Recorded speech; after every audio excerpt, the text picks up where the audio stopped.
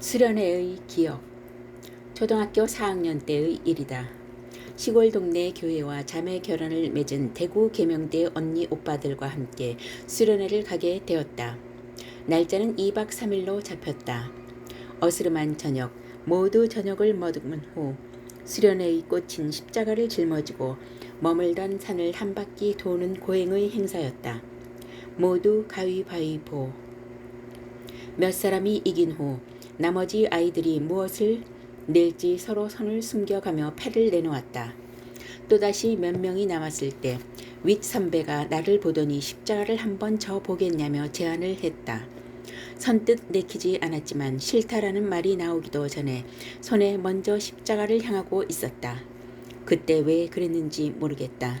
묵직한 나무로 만든 십자가는 생각보다 무거웠다. 내가 첫 파트로 맨 앞줄에 섰고 열댓 명이 긴 한 줄로 그 뒤를 이었다. 모두 십자가를 짊어지고 걷느라 빠른 걸음을 늦추어 천천히 걷기 시작했다. 그때 갑자기 어디선가 음성이 들리기 시작했다. 내 짐을 네가 질 수 있겠느냐 하며 묻는 소리였다. 나는 몸이 조금 무겁게 느껴져 고개를 숙인 채 답을 전했다. 지금은 어려서 힘들어요. 나중에 어른이 되면 그때 생각해 볼게요. 라고 답을 전했다. 그때의 내 심정은 왜 어린 내게 그 무거운 짐을 지우려 하는가 였다. 따지고 싶은 마음이 목구멍까지 차올랐다. 사실 십자가를 지면서부터 주변 공기의 기운들이 묵직히 느껴졌다. 왠지 모르겠지만 그때의 내 기분이 그리 밝지는 않았던 것 같다. 그런 후 모두 다시 모여 캠프파이어가 이어졌다. 웃고 이야기하는 동안 그 전에 묵직했던 기운들은 사라지고 수련회의 마지막 밤은 그렇게 끝이 났다. 그때의 그 음성들, 아마도 예수님이나 하나님이려니 생각이 들었다. 몇 년 전 종교에서 모두 발을 뺐지만 지금 다시 그때처럼 묻는다면 둘이 조용히 마주 앉아 왜 그 무거운 짐을 어린 내게 짊어지게 하려 했는지, 또 무엇 때문에 그렇게 많은 짐을 짊어지게 되었는지 둘이 마주 앉아 진솔하게 이야기를 나누고 싶다. 지리산 천왕봉 기행. 몇 년 전 주말, 그날은 휴행인데도 산행하는 곳에 개미 새끼 한 마리 보이지 않는다. 중산리에서 버스를 탔는데 사람은 없고 잠시 후 여자 2명이 달려와 버스에 오른다. 물어보니 떡을 해서 법주사로 간다고 했다. 혼자 산을 오르나 했는데 그래도 동지가 생겨 다행이었다. 살짝 비까지 내린다. 새 울음소리와 지리산의 경관이 아주 시원하게 느껴졌다. 이런 긴 산행을 혼자 해보긴 처음이다. 무슨 용기로 혼자 오를 생각을 했는지 산에 오르는 사람이 여자 셋을 빼곤 정말 아무도 안 보였다. 한참을 오르니 법주사가 보인다. 로터리 대피소 바로 위에 절이 있었다. 며칠 전 지리산 산행을 앞두고 키가 큰 몸집의 마고 할매가 보였다. 나를 기다리며 손짓하는 모습이었다. 그 화면 속 장소의 위치가 바로 법주사였다. 두 여자는 법주사 안으로 들어가고 이제부터는 혼자 산행이다. 자연은 내가 여기서 멈출지 아니면 혼자라도 잘 올라갈 수 있을지 가만히 지켜보고 있었다. 발 한 짝을 떼니 이제 간다, 간다, 간다 소리를 친다. 그 소리를 듣고 내가 웃어버렸다. 고개를 들어 산둥성이를 한번 올려다보곤 걷기 시작했다. 앞으로 절반은 더 올라가야 한다. 한참을 오르는데 아무도 없는 고요한 정적 속에 평상이 하나 보였다. 비는 소리 없이 내리고 주변엔 아무도 없는데 어디서 나타났는지 큰 까마귀 한 마리가 내가 앉은 평상 쪽으로 오더니 날개를 활짝 펴고 내 머리 위를 빙글빙글 돌아가며 날고 있었다. 그러다 마주 보이는 나무 쪽에 앉아 나를 가만히 지켜보고 있었다.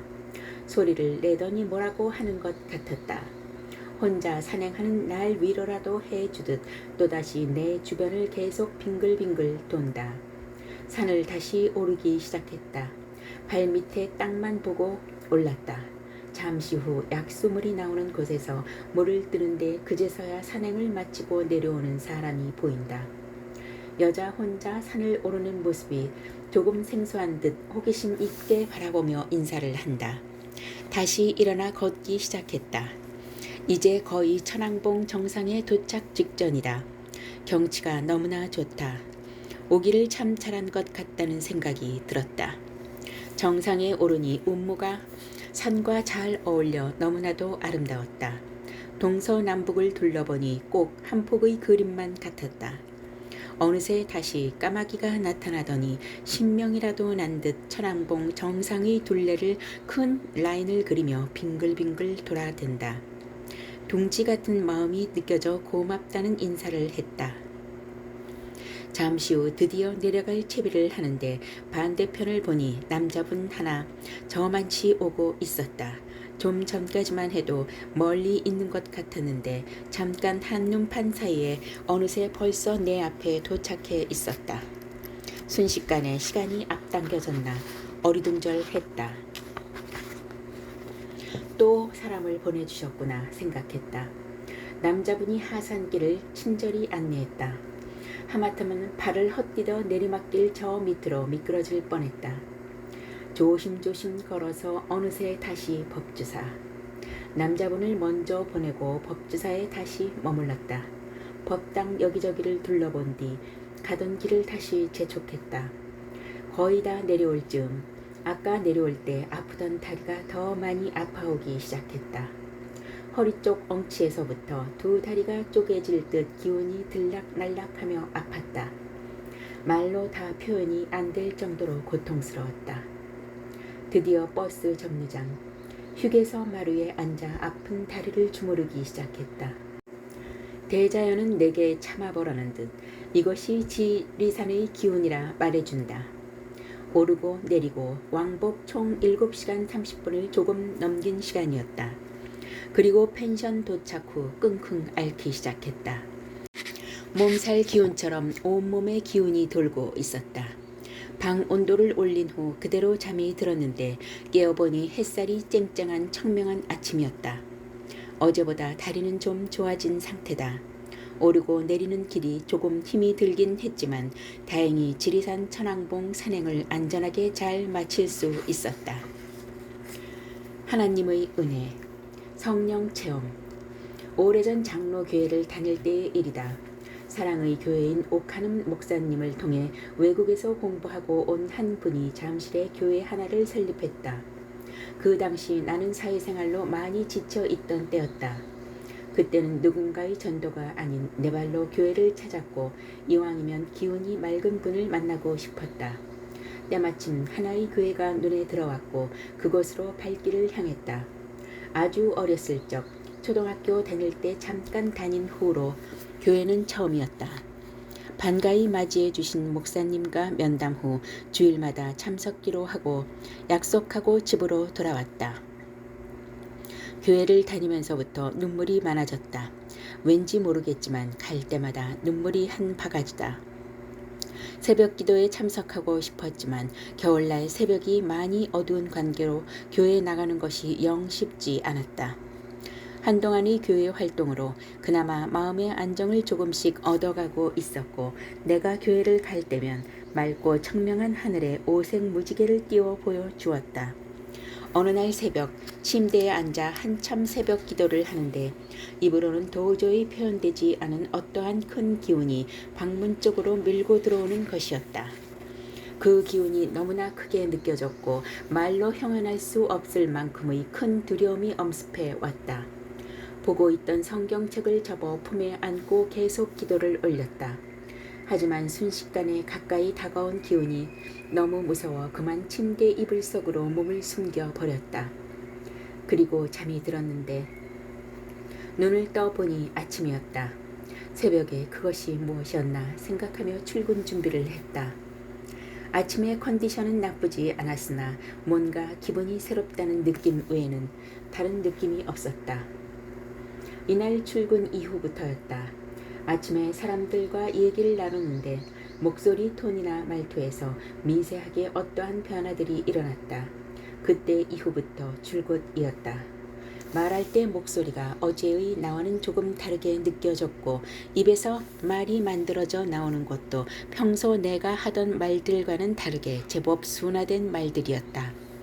내가 그것을 귀로 듣고 몸으로 그 말의 에너지를 느끼면서 상대방에게 전달을 하는데 그 말을 들은 상대방이 내게 어떤 자세를 보일지 그것을 미리 알고 있었다. 훨씬 더 디테일하고 사리가 분명하면서 상대가 들었을 때 뭔가 행동의 변화를 일으키는 그런 힘을 발휘했다.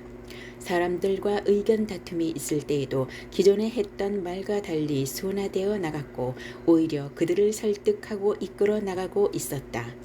또 하나는 내가 반드시 알고자 하는 일에는 나도 모르게 내 입을 통해 답을 말하고 있었다.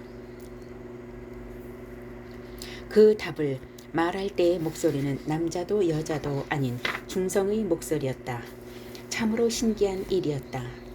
또 다른 체험은 외국의 에드가 케이시처럼 반수면 상태에 들어가 내가 알고자 하는 것을 알려주기도 했다. 이러한 성령의 체험은 내가 교회를 다니는 동안 계속되었고 그런 후 얼마 뒤 부처님의 황금 불상이 눈앞에 계속 나타나 보였다. 나는 하나님께 기도를 하는데 왜 부처님의 불상을 자꾸 보여주는지 궁금했다. 그리고 몇 개월 뒤 불교의 인연을 우연히 만났고 마음 공부의 기본이 되는 불교의 공부가 이때부터 새롭게 시작되었다. 바람과의 대화. 한강 둔치를 향해 도로를 달렸다.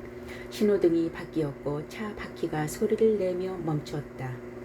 갑작스럽게 바람이 아주 세차게 분다.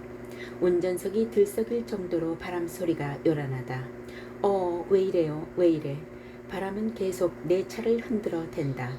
말로 하세요. 말로. 가로수 옆 나무들을 마구 흔들어 댄다.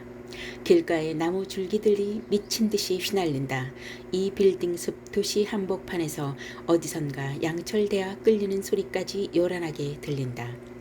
바람은 계속 나 보란 듯 바람을 세차게 일으키며 내게 하는 말. 이래도? 이래도? 라며 다그치고 있다. 나는 왜요? 왜 자꾸?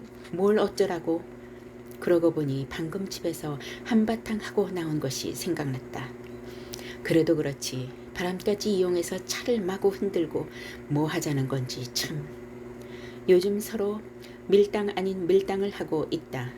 빨리 내 할 일을 해야 하는데 상대편에서 계속 뜸만 들이고 시간을 무한정 보내고 있으니 화가 날 수밖에. 당연히 정리되었어야 할 일이 정리되지 않고 어느 한쪽에서 계속 내 힘을 공유하고 있다. 이러다 세월 다 가고 일을 자꾸 늦어지고 언제 끝나나 싶은 그런 상황이다. 이렇게 도의 세계에서 대자연의 바람과 나는 오늘도 밀당과 실랑이를 번갈아 가며 여느 하루를 보내고 있다. 구름의 언어, 하늘을 올려다본다. 이미 습관이 되어 있다. 오늘은 또 어떤 형상을 만들까? 사람의 형상, 언어 글자, 용의 형상, UFO 모형, 여신의 형상, 음악회 등 일어나는 일들에 맞춰 다양한 형상을 만들어 보여준다. 특히 나라에 일이 있거나 발생할 때 어떠한 일이 어떻게 일어나는지에 대한 메시지를 형상화시켜 알려준다. 이렇게 대자연의 기운은 오직 가지의 형상으로 변화를 알려준다. 바람의 힘으로, 구름의 형상으로 또는 비나 눈으로 보이는 모든 것으로 알려준다. 좋은 일을 미리 알려주기도 하고 위험한 사고를 피할 수 있도록 해주고 또는 얼굴을 젊게도 혹은 늙게도 하고 무서운 기운의 느낌을 주기도 하고 코믹스러운 웃음을 전하기도 한다. 또한 미래에 일어날 세계 정세에 어디에서 전쟁이 일어날지, 분쟁이 있을지, 미국의 대통령은 누가 되는지, 또 우리나라의 대통령은 누가 되는지, 그리고 선의의 경쟁을 하다가 어느 쪽으로 힘이 다시 이동하게 될지, 왜 이동을 하게 되는지, 누가 등판할 때 앞으로의 미래는 어떻게 전개될지, 이러한 다양한 일들을 모두 이 대자연과 함께 회의하고 합의를 보고 진행을 하게 된다. 우리가 살고 있는 이 세계는 알면 알수록 참으로 오묘한 세계다. 알면 알수록 재미가 있다. 이렇듯 단순함과 복잡함이 함께 공존하며 오늘도 하늘의 구름은 다양한 형상들을 만드느라 바람 따라 분주하게 움직이고 있다.